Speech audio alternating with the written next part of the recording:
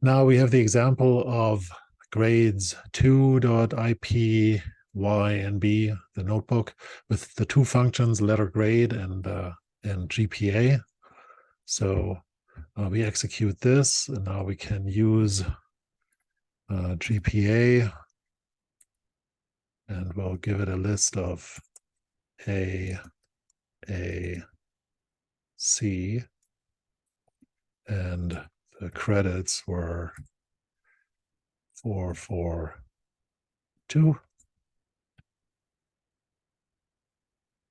And it calculates a GPA for us based on the letter grades that we received and the credits we received for these courses.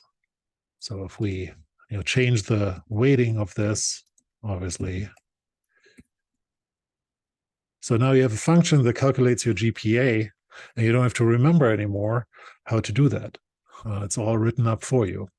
Remember again that the value of this this piece of code here. Let me just pull this out for now, play with that a little bit more. Grades, let's add a cell below here, right? And kind of go over what we had talked about, that this associative array or this dictionary really works with these key value pairs that provide a mapping between what you set up as a key and its value.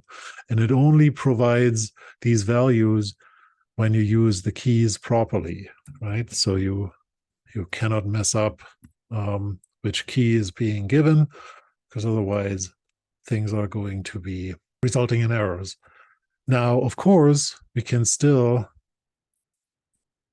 wreak havoc here and add things to the dictionary that shouldn't be in there. That's something that you've got to consider, right?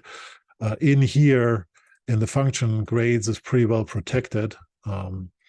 So, unless you knowingly edit the contents of this, it's not going to get overwritten, and it's always going to be using map properly. But in certain circumstances, you might add values to these kind of lists or maps that aren't supposed to be there.